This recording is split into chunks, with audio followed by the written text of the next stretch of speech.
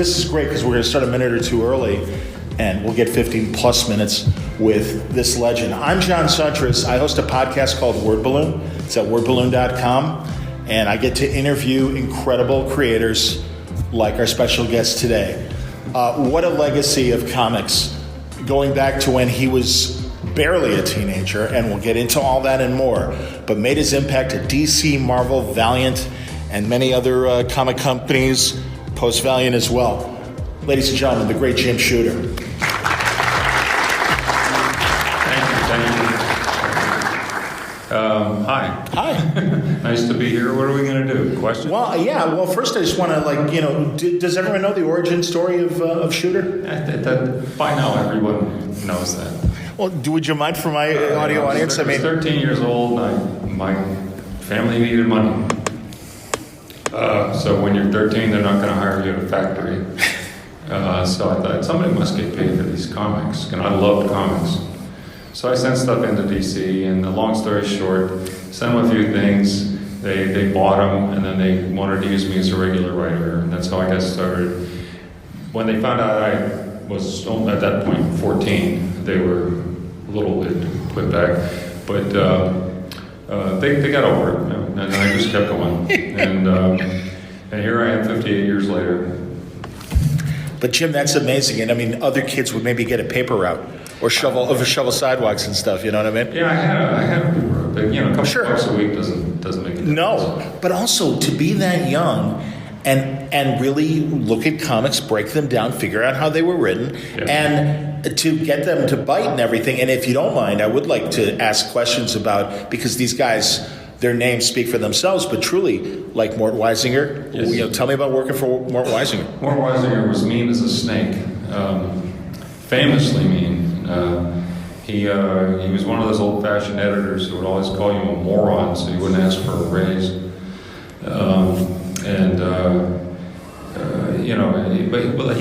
I lived in Pittsburgh. It's 400 miles away, so most of the business was done over the phone.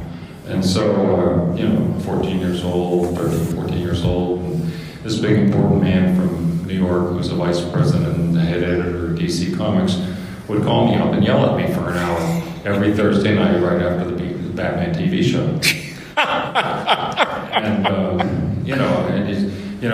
What's this supposed to be? Why can't you spell? Is this a gun or a carrot? I'm doing layouts. Come on. Yeah. And it was like he was very harsh. I thought it was just me. I didn't know. I lived in Pittsburgh. I didn't know anybody else in the business. And then I went, but I would start going to the office on business to visit, to occasionally be taught something, or just have conferences or whatever. And one time I saw him just torturing his assistant. And it was a silly thing too. And he was like, I started to realize that's just his MO. It's not me. That's what he does. And so after that, I kind of let it roll off my back. I still didn't argue with him or anything. I needed the money. But he was like that with everybody apparently.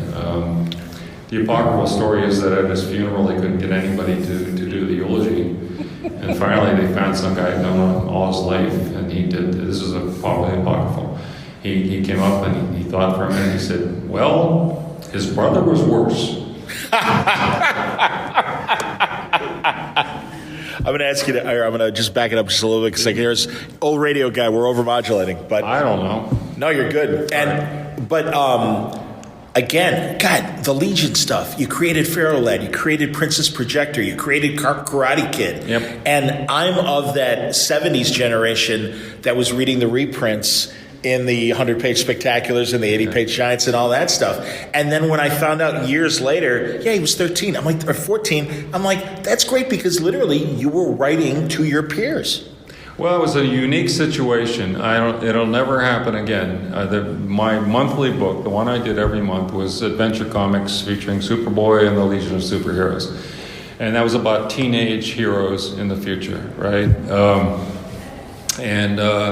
So here I was the same age as my characters. And to a large extent, the same age as the audience, right? And we all grew up together. Yeah, no shit. Absolutely. Seriously, man, that's so amazing. And again, it's a testament to your ability to break those things down, reading them, and figure out how to write. That's the second time you said that. Now, let me tell you, he's Please. right. Yeah, because when I was 12, that's when I discovered these Marvel comics. I always liked comics, but I got kind of bored with them because they all seemed to be the same. After a while, Lois Lane was always trying to discover secret identity of Superman. Yeah.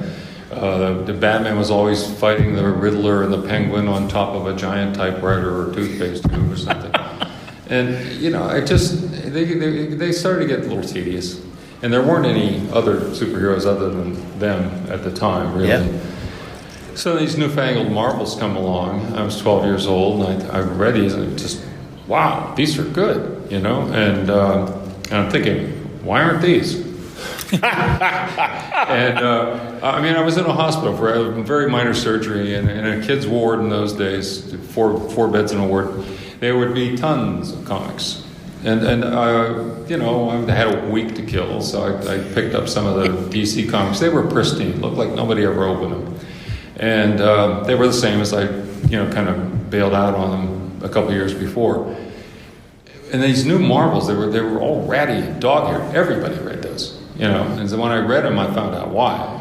They were just better. And that's when I decided, hey, if I could figure this out, why these are good and why these aren't, why I like some these and some of those, and why I don't like the others, then, maybe I could, somebody must get paid for doing this. Maybe I could write them. So I literally spent a year studying. Taking notes, and carefully trying to figure out, like, what the usual, MO was for the comics. I figured out for DC, the usual MO was very straightforward, it was almost a formula. Stan didn't do that. He did it all in different ways, and yet he got the same things done. Shortly into the story, you knew who the characters were. Soon into the story, some problem would arise, or something would cause them to have a conflict, and then there would be intrigue and adventure and suspense all the way, and then you reach a point where whatever was the conflict, it was resolved, and then they were in a different situation, slightly different situation than before. It didn't have to be extremely different. Made a new friend, learned something, whatever. It could be anything. But so to me, it became, it's a journey.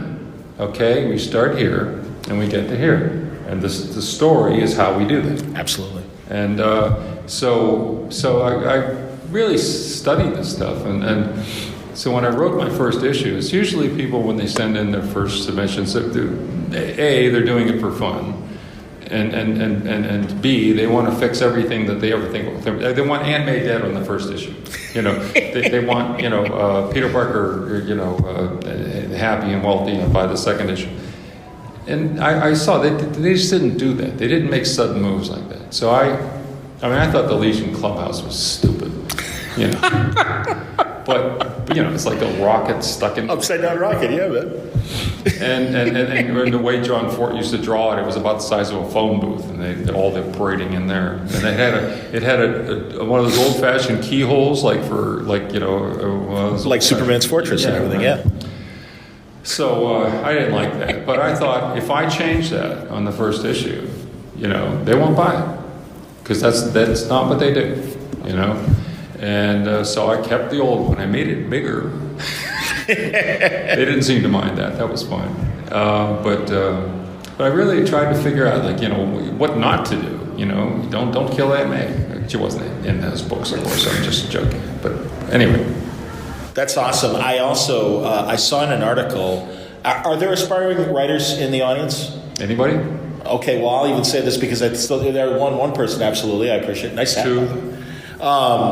I read in an article where you broke down Rocky as one of the perfect stories.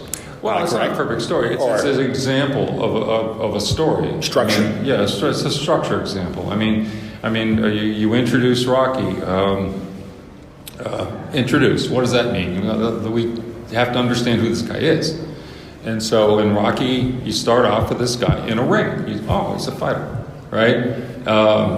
And you learn about him in the first 15 or 20 minutes a lot, about, the girl he's interested in, and the loan shark he works for, and blah, blah, blah. And then, all right, well, okay, he's an aging pug, and if nothing happens, I guess we'll just play cards all night. I don't know.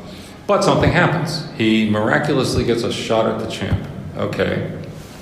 That's the element that disrupts the status quo. We know who he is. We know his status quo. Something disrupts it.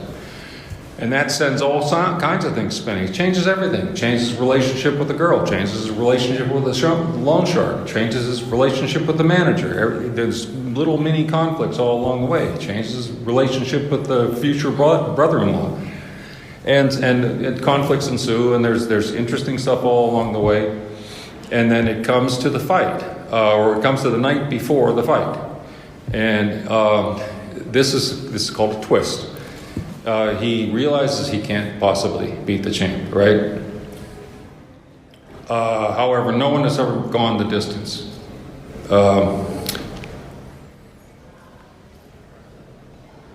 Yeah, and everybody thinks he's just a pug. The champ's manager says, try to give us a good show, Right. And stuff like that. It diminishes him all the time. So his goal changes to going the distance, because that it proves he had a right to be there. It proves he's a man, right? So then we come to the fight.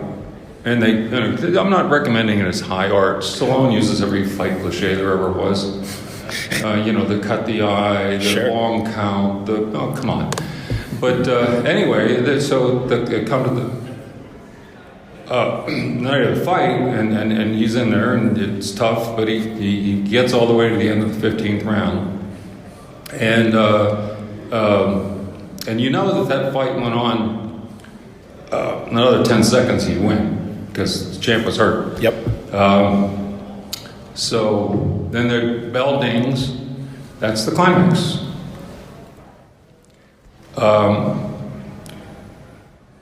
And importantly, everything is resolved. Rocky, the champ says no rematch. Rocky says don't want one. Yep. They calls his girlfriend's name. Okay. Future brother-in-law is thrilled. He's there, I guess he bet on it. He's there with the hooker. The loan shark is thrilled. Yep. Adrian comes running into the ring.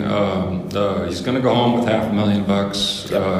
Yep. All conflicts are resolved. And so there we are at the end. It doesn't keep them from doing a whole lot of sequels, but it's a complete journey. Aging pug, contender. Yeah. And so it's I use that as an example of structure. But to simplify, I use Little Miss Muffet. Little Miss Muffet sat on a tuffet, eating her curtain away. Along came a spider and sat down beside her and scared poor Miss Muffet away. If you can remember Little Miss Muffet, you can remember the pillars of a story.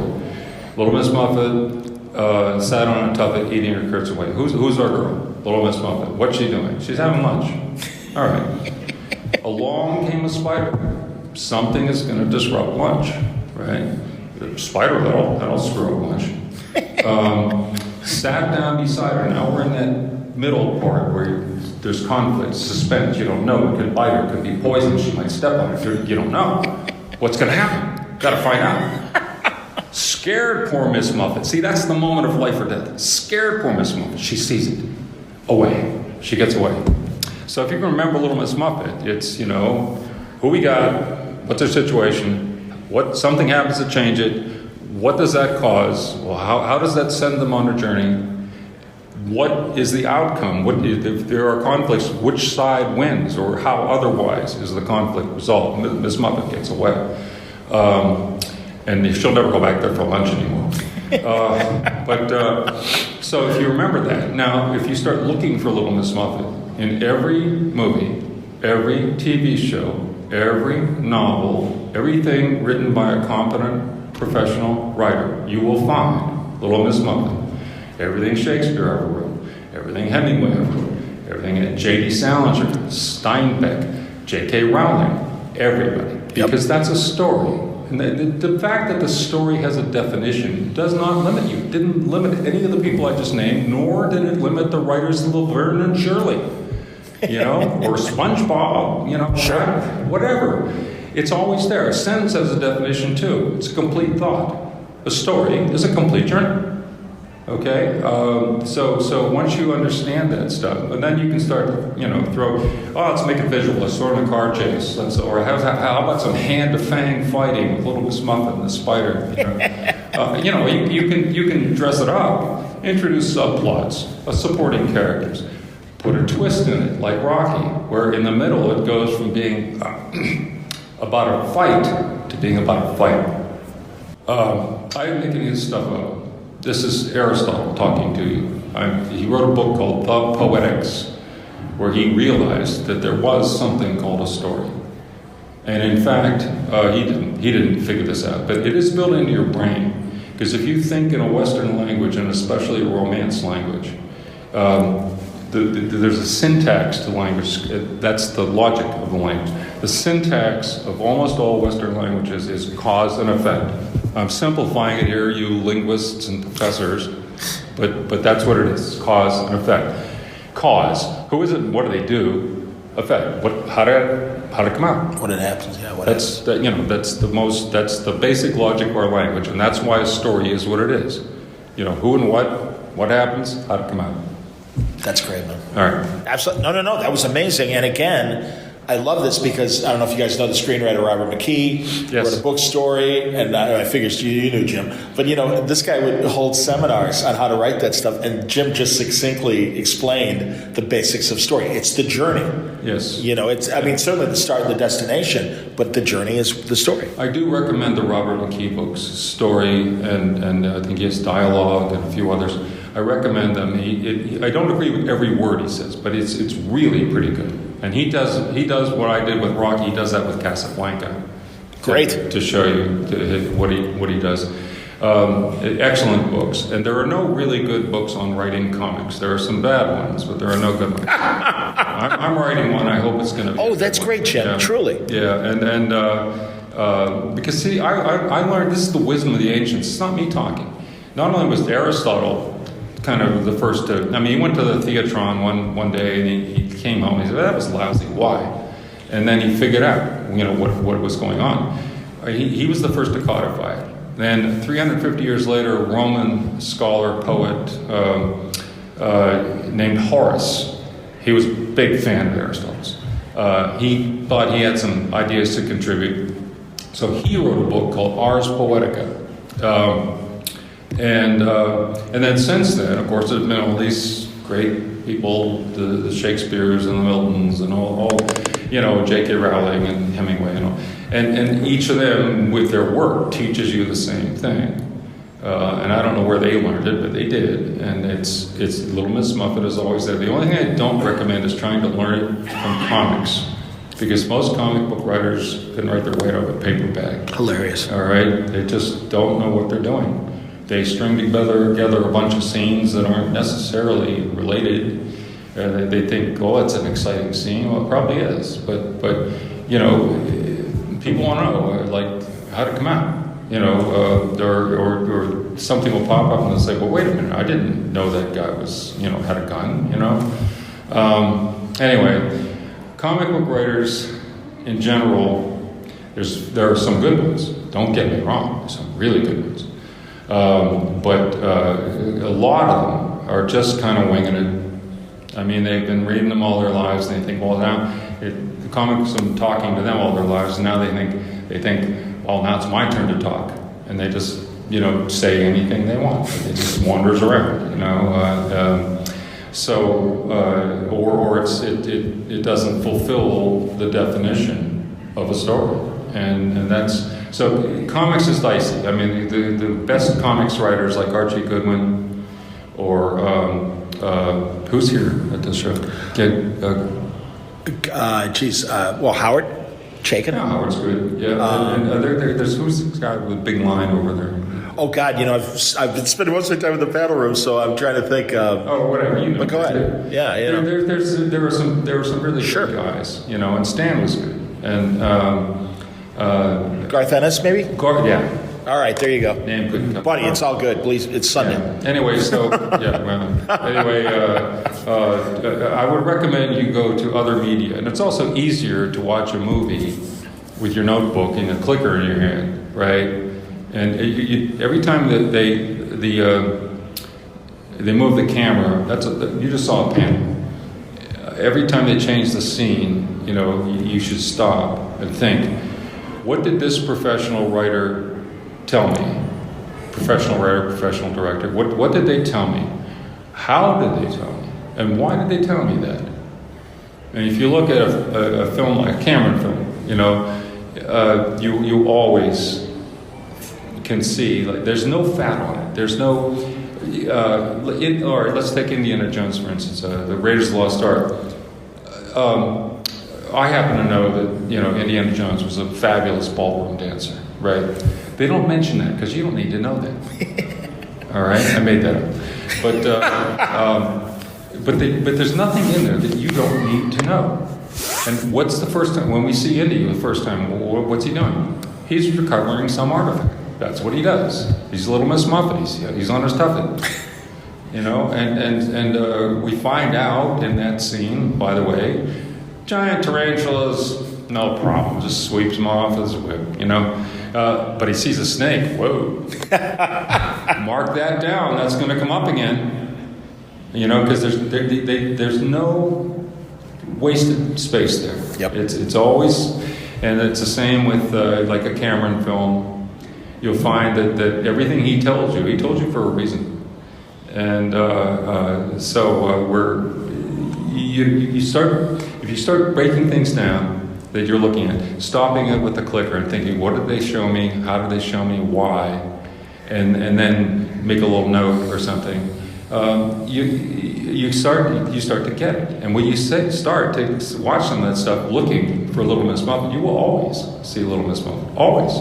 In the most sophisticated and complex things. Even if the guy doesn't do it in order.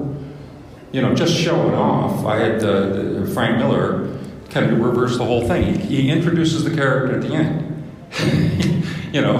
But he tells the story interestingly the whole way, so that we really get to know the characters on the last page. And just showing off. But Shakespeare never did that. Salinger never did that. Hemingway never did that. J.K. Rowling, as far as I know, never did that.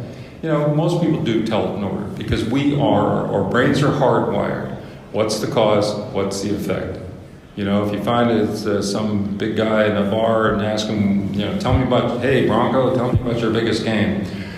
He'll tell you everything, probably in order. He'll say, oh, it was a state championship, and and then he'll come to a spider, and then I fumbled the ball, and it's the fourth quarter, and we have to score.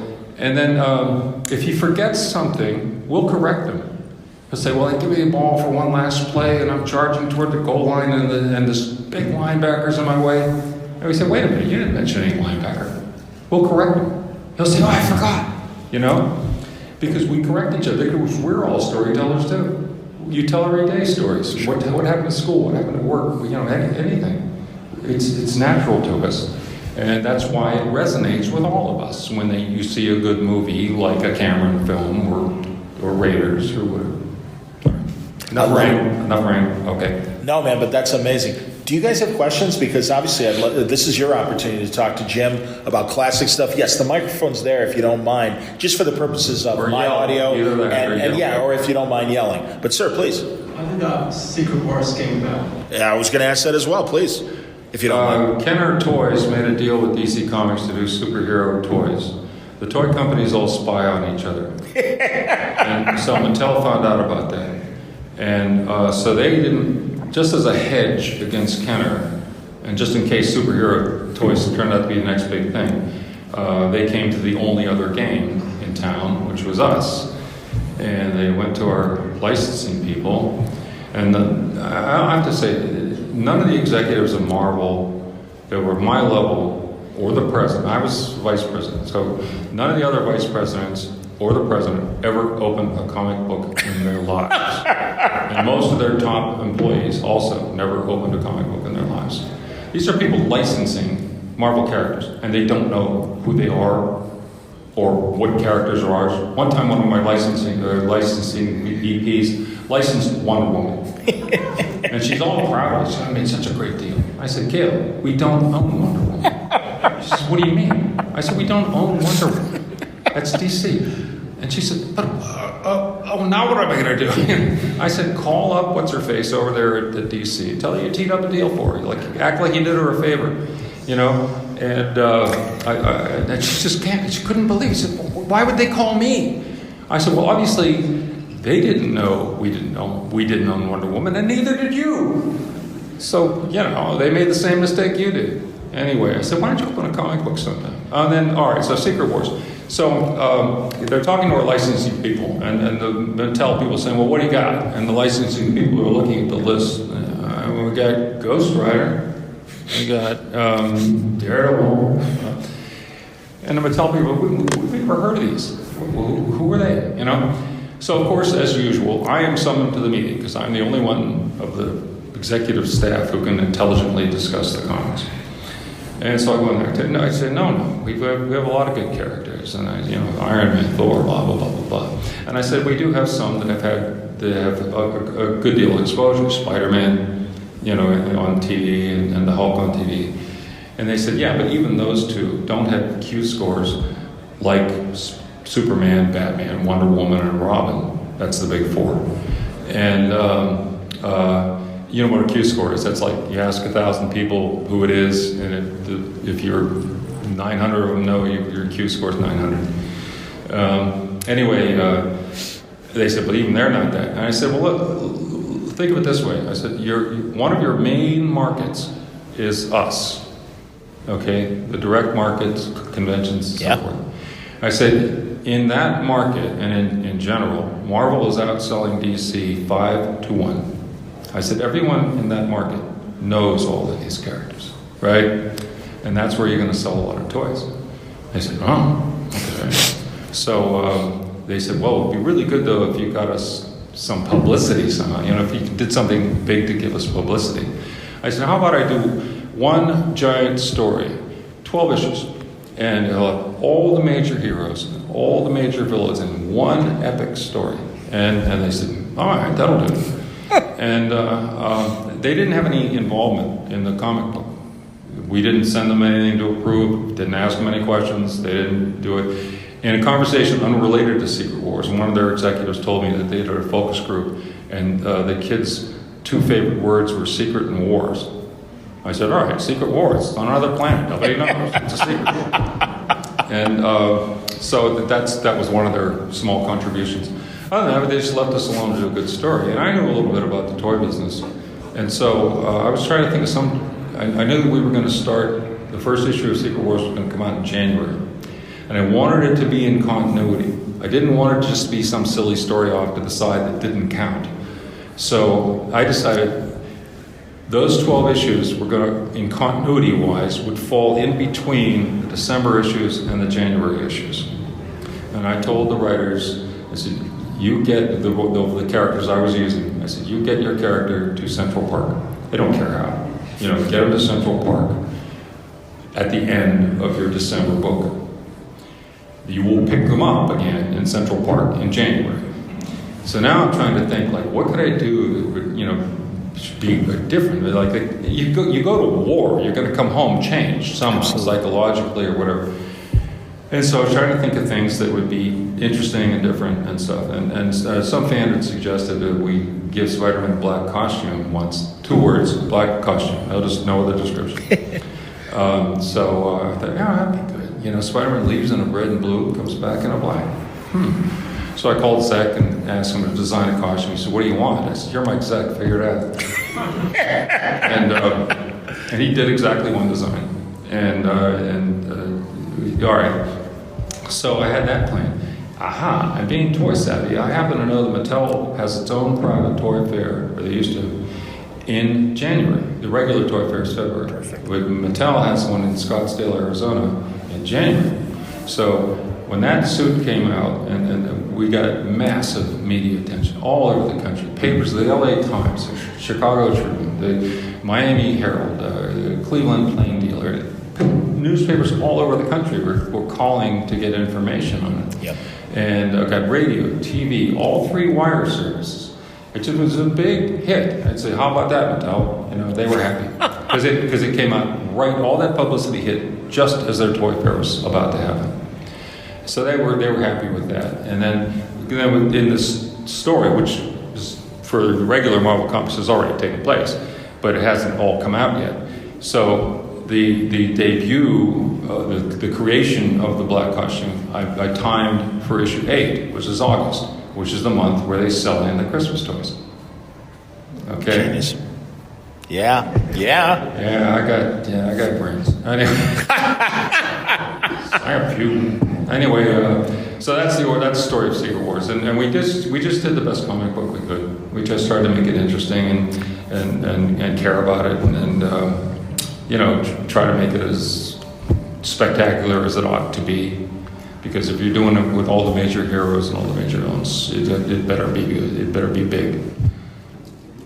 That's awesome. Am I right, Jim, that we saw Spider-Man in the black costume after the first chapter in his regular book, but we didn't know how he got into that until issue 8 of Secret War? Right. So there were kind of surprises that way of like, wait a minute, he's changed. Why has he changed? Yeah, they dropped clues and stuff, but I mean, nobody spelled it out. Okay. And it came out slowly, which was part of the plan. 100%. And I would say, when I told the Spider-Man, I was the boss, so I could tell them what to do, and I try not to be a bozo about it. I try to, work with them and coordinate with what they were doing and stuff. And when I had to plan Secret Wars all out well in advance so that I could tell them when your character comes back in January, this is what it's gonna be like. I had to design everything. Mike Zeck had to design everything way up front. So anyway, when I told the Spider-Man team, editor, writer, he's going to come back in this black costume and explain how he got it and everything. They said, well, what do you want us to do with it?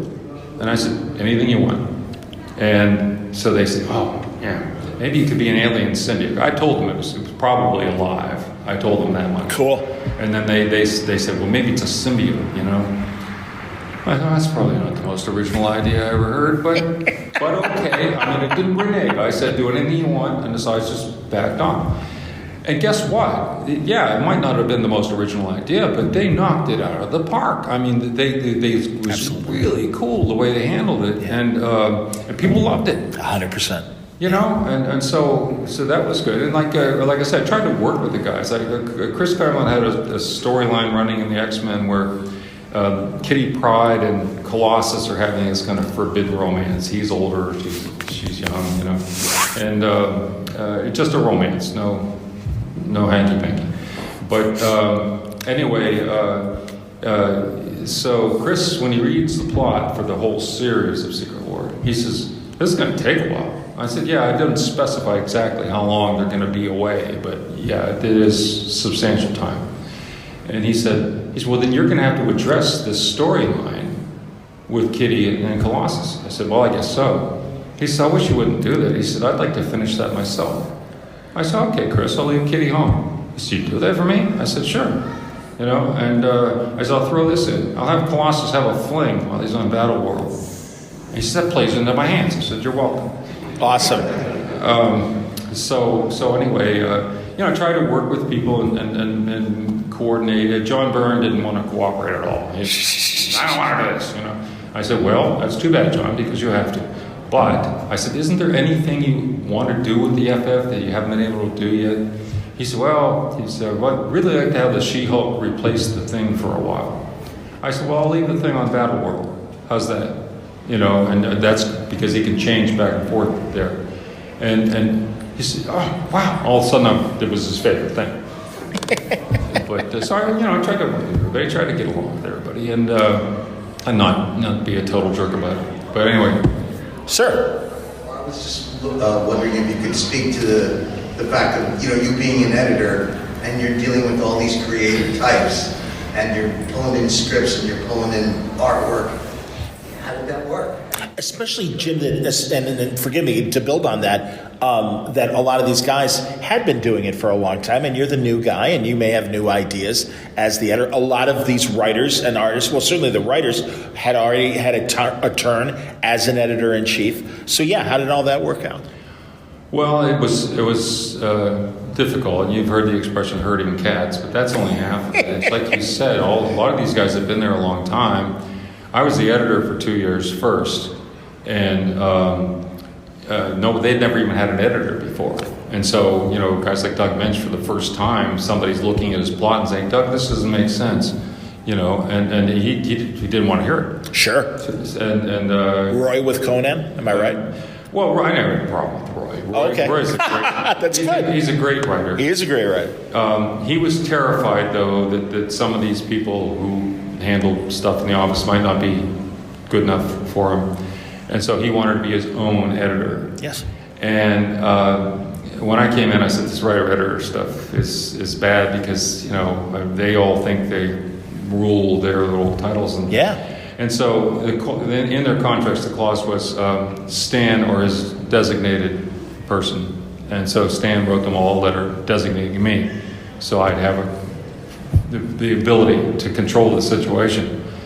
And so I was not popular. Also, when I came in, everything was late. And I was making great efforts to get things on time. And guys who had been living in anarchy for a long time, and no one editing them, no one telling them anything, no one, sending in stuff late, and just, missing deadlines all over the place. My first month there, of course, I'm taking over from the previous editor-in-chief, and everything was late. In fact, in January 1978, it's my first month, January 1978, we were supposed to publish 45 color comics. Only 26 made it out the door. Wow. 26 out of 45. That's bad. All right? And the thing is, you schedule printing time, you schedule separating time. If that book doesn't show up, you pay anyway. And then when it does show up, you pay again. Wow. There's money, burning money like crazy. Okay, so I made it my business to get things on time. And, when you're telling a writer, no, we're going to take a book away from you because you have 3 of them, you're only delivering 2 a month, and they're saying, you're cutting my income. You only get paid for what you deliver. And, but there was fear and loathing. I'm up. And, but we did get the books on time, and they stayed on time for 10 years. And because there was not money being wasted at the printer and the engraver, my deal with the president, I worked for the president, I reported to him, my deal with him was that if I beat my projections or if I saved money, I could use that money. And he didn't think either of those things were possible. Sure. And so he said, I don't care what you do. He said, do anything you want, just don't lose money. Because Marvel was losing about $1 million a year before that. Wow. The magazine division, which is not like Conan, it was like the men's magazines, the soap opera magazines, the puzzle books. They were losing $2.5 million a year. Jesus. That was Cadence, right? Well, it was all Marvel. Okay, yeah. Marvel was owned by a conglomerate called Cadence. Okay. But that was part of Marvel. Sure. Yeah, and but not just the black and whites, like you said. These other genres nothing as well. to do with the comics. Okay. Nothing to do with black and whites. Sure. It's like men's sweat magazines. Oh yeah, the men's adventure books, absolutely, the romance books. I'm with you. Mario Puzo worked for them for a while. Anyway. Yeah. At any rate, he's just trying not to lose money. Okay, it's pretty freehand. So I was able to plow that money back in, give people raises, start getting better people, and make better books, and better books sold better, and they came out on time, which is important, because you go to the store and the book you want isn't there. It's really disappointing. I said, if somebody's coming to the store to get this book, it better be there. And there's no excuse, and you don't have to rush it. It's not about going fast or doing rush jobs. It's about just taking as much work as you can do with rare excellence. Walt Simonson always gave you his best. Archie Goodwin always gave you his best. They didn't take more work than they could handle. and they made what they did really good. So that's what I wanted. I didn't want anybody to rush. I didn't want anybody to hurry. I didn't want anybody to have to hurry. Anyway, I was unpopular for a while because this, taking books away from people and telling them they must be on time and all this. However, I started paying them lots more, double the rates, doubled them again. Wow. Kept raising them. Introduced programs like health insurance. Do 3 jobs a year, freelancer. 3 jobs a year, health insurance. That's Good fantastic. Health insurance. Life insurance. Wow. Paid for all materials. Before that, they just provided the paper. I said, no. They won't let me change work for hire. But if it's work for hire, we provide all materials because you can't make the workers bring the leather to the shoe factory and claim you own the shoes. You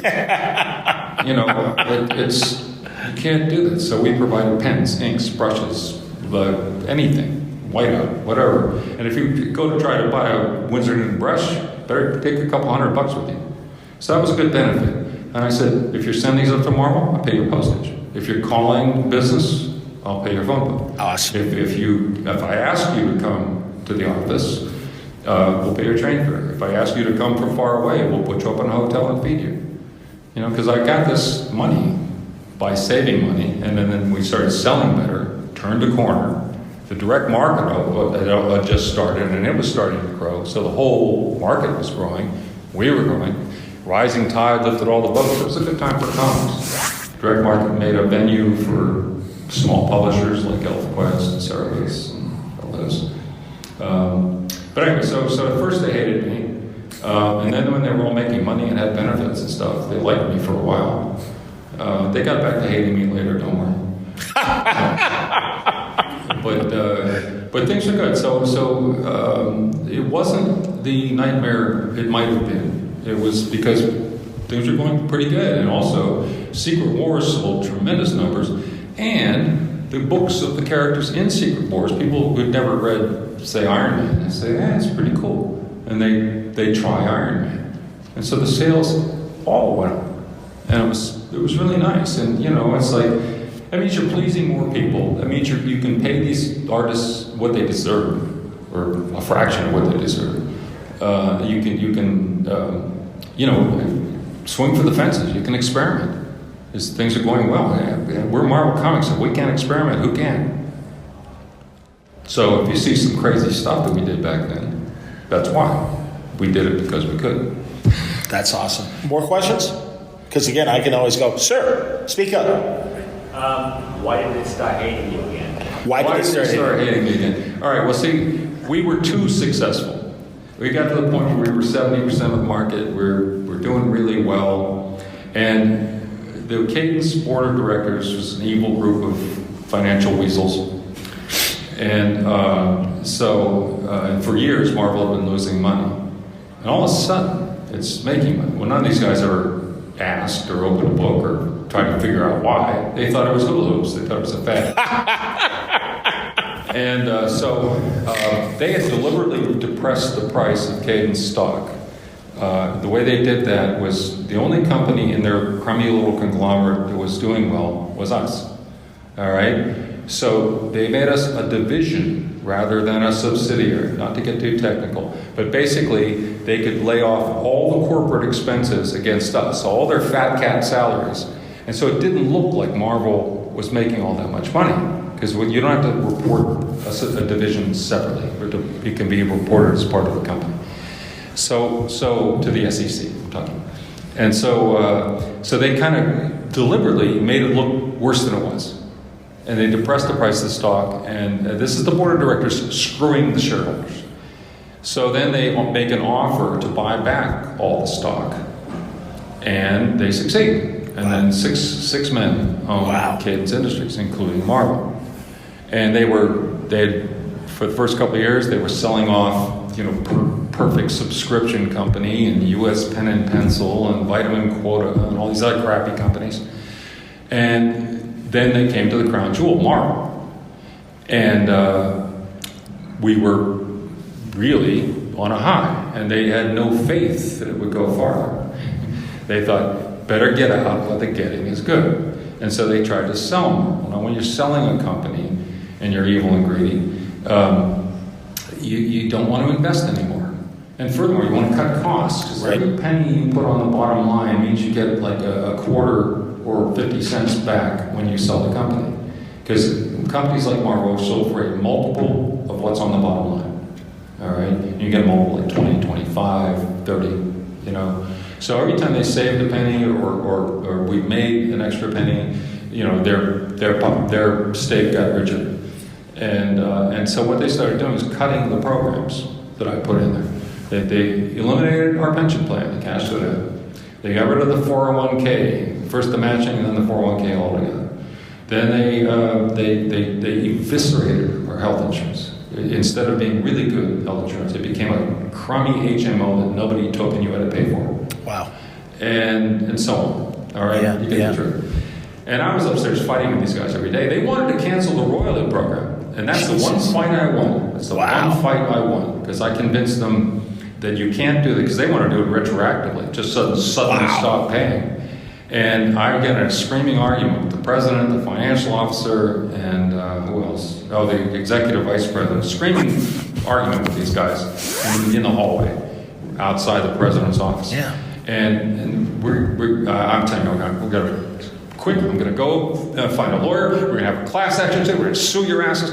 And the lawyer, the company counsel, his office was right around that area too. So he comes out. He turns to the three guys I'm arguing with. He says, "Gentlemen, he's right." And he just goes back to his office. So it's a one fight I won. Wow. But they were just killing us. And of course, a lot of it is blamed on me. You know, it's like, wait, isn't this your area? You're supposed to take care of this, you know? And what am I going to do? If I tell the guys, the upstairs people are screwing you, then they all quit and go to D.C. and it's Jim Shooter's driving talent away, you know? God, you know, so anyway, I thought, I'll fight it as hard as I can, and maybe I can prevent some things from going wrong, and maybe the new owners will be better. They were worse, actually. They were worse. This is New World, am I right? New World Pictures, which Okay. changed its name to New World Entertainment. Yes. And so I forced them to fire me. Basically what I did is I ratted them out. Like I told the new owners where the bodies were buried. And the CEO of New World came to my office and he said, "Every word you told us is true." He said, "We found out these people are weasels. They're all corrupt as hell. And they don't know what they're doing. If they all drowned in the East River, no one would notice for a month." You know? And they said, "But we're a publicly traded company, and we can't just suddenly fire the executive staff of a company we bought for a whole bunch of money." He said, "So we're going to fire you." Jesus. I said, "Okay, that's fine. I'm tired of this place." And so he said, "But don't worry." He said, "We're going to set you up in your own business. We're going to, that's how we do it in Hollywood. You fire a studio chief, next thing you know, he has his own independent production company. The studio pays for his staff, and he makes movies, and then the studio distributes them. And so we're going to do that with you." And but the people that I ratted out were really mad at me. And they dug their heels in. And the thing is that Bob Ramey, the CEO of the other company, he wasn't going to go to the mat for me. I mean, and so I was fired, and that was the end of that. And I was glad to get out of there. I went and started Valiant. Yeah. And then I ate their lunch. I went from 0 to 70% of the market in 1 year. And most of that came out of Marvel's high. It's no wonder to this day they don't like me. Yeah, Anyway. corporations don't forget, man. I'm hip, and I've had that experience in broadcasting, so I know what you mean. And again, and please, I know they're going to tell us stop soon because we're at less than 5 minutes. But if you don't mind, is there one more question, please? No, that was Okay, because timekeepers are right there. Oh no, and I realize that. But if we go a little bit over, because if you will, just for a couple of minutes, Sure. talk Valiant, because obviously the big next chapter. Yeah, it's another story of evil, greedy bankers, I guess. But basically, I started Valiant, and we started at 0, and it's like that old joke. They laughed when I sat down to play. I mean, Marvel was taking full page ads in the Buyer's Guide, mocking us. Okay, and like when we did the flip book, they mocked us. 6 months later, they did flip books. When I did the all black Solar cover, they ridiculed us. Took a full page ad in the buyer's guide to ridicule us. Jesus. And within 6 months, they had an all white book, an all red book, and an all black book. I say, that's all right. Yeah, you make fun of us, and then you do it. Okay. Yeah. So I mean, I really, we were doing some. I had kids out of the Cubert school. We didn't have any money. I had kids out of the Cubert school, and I had some old guys that nobody else wanted. You mean nobody wants Stan Drake? No, Jesus. It didn't work. I was the only one who Yeah. Wow. John Dixon, Ernie Colon, Yeah. Steve Ditko, Ralph Reese, Don Perlin. These are masters, guys. If you Yeah, don't and know they these were names. great. Yeah. So I had the old guys who knew what they were doing, and the young kids who were cubies. And Joe taught them to be professional, and they listened to the old guys. Great school. And they were getting better and better. And everyone else was doing flashy art and thin stories. And I said, that's what we have to fight back with, is story. We're going to outstory these guys. Just outwork them. 100%. And like I said, it worked. In a year, we were 17% of the market and shooting up, going up, and Marvel was looking down. And they were peeved about it. So peeved, in fact, that when I started Valiant, what happened to Valiant? My evil partner married the banker. And between the two of them, they controlled the board of directors. People wonder why I did Nintendo comics, because my partner who married the banker, he was a lawyer, and he represented Nintendo for media and entertainment. And so he made a deal with himself. Both sides of the table, he makes a deal with himself, right? He gets a big fat fee, and now I'm doing Nintendo books. And if I threw a fit and quit, well then Don Perlin's on the street, J.J. Jackson, all my friends who came and worked for the pariah of comics, and therefore were blacklisted, they wouldn't be able to get a job. So I thought, well, I'll just do as good as I can, and I'll try to, if I can make money with these things, then I can raise money and buy this turkey out. That's what he wants. He wants money, And so Nintendo, I couldn't. We did the best we could, but I couldn't make it happen. And then guess who else he represented? World Wrestling Federation. So now I'm doing wrestling comics. He makes a deal with himself, gets a fat fee, hundreds of thousands. And he was just trying. He never had any faith in the comics. He was just trying to get as much money out as he could. Sure. And so that didn't work yet. I did the best I could. Didn't work. And finally, he ran out of clients. And so I got to do my superheroes that I had licensed from Richard Bernstein, me. I licensed Del Gold Key characters from him. He tried to buy Marvel once, and he interviewed me a few times. He interviewed all the executives. The last interview he had with me, he said, these people don't know their product, they don't know their business. He said, they don't work. He said, none of these departments is making money except, the publishing. He said, I think I'm buying you and a bunch of used furniture. I didn't mean me, and us, the publishing. And so anyway, after I left there, and I needed a gig, I went to him and I said, she got some great characters, and he agreed to license them to me. I didn't have the money at the time. He said, I'll hold them for you. He held them 2 years. Wow. He got big offers from Marvel, DC, and other people, Dark Horse, but he was holding them for me. And I used to get a call from his licensing guy every week. You going to do this? You sure you're going to do this? I could be making all this money. And I said, no, I'm going to do it. I'm going to do it. And I did. Like I said, I picked bad partners, but a bad partner. For a while, we did the superheroes. It went really, fighting with what we had. That's why I was writing everything. Couldn't afford to pay anyone. Wow. We started work, and we started to get good. And then, of course, they shopped the company behind my back. And it got ugly, and long story short, I made them fire me again, so I could get out with not severance, or at least the rest of my contract.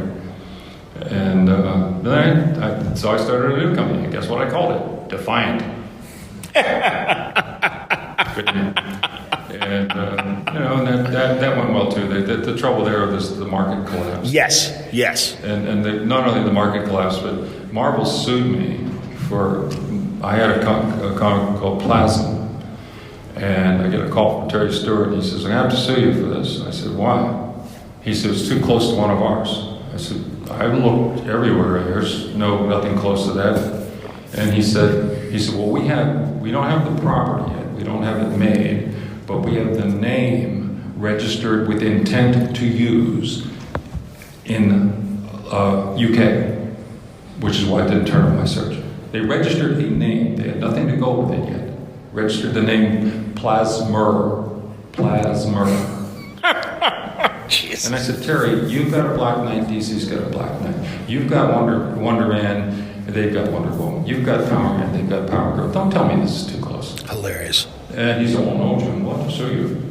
Yeah, well, they did, and it killed a $9 million guaranteed toy deal I had with Mattel because we missed our window. And then it cost me $300,000 to win. Jesus. Not only did we win, to get a temporary injunction, which is what they were after, you had to win every point of 3 categories. They lost every point of 3 categories. My tough little Irish lady lawyer beat up 6 of their Corporate guys. And they lost the whole thing. And the judge calls them up to the stands, the lawyers, and he covers the mic, but you can still hear him. He said, if you ever use my court as a business weapon again, you will regret it. Wow. And then he says, you will not appeal. You will withdraw the suit, or you will really, really regret it. Wow. And say, Marvel withdrew the suit. Insane. Because, if they don't withdraw the suit, then it's without prejudice. That means they can sue you again. Right. And so, but they withdrew the suit. But the trouble is, at that point, I lost my $10 million toy deal, lost my $300,000 for legal fees and stuff. And I lost a whole bunch of time that I should have been working. Yeah. And so they got what they wanted. They put us out of business. Shit. Before we could eat another 17% of their market share. Jesus. So, Jim, honestly, what an amazing journey of your career. We got to wrap, unfortunately, because there's another panel coming. Yeah. But truly, thank God, so much of your legacy endures.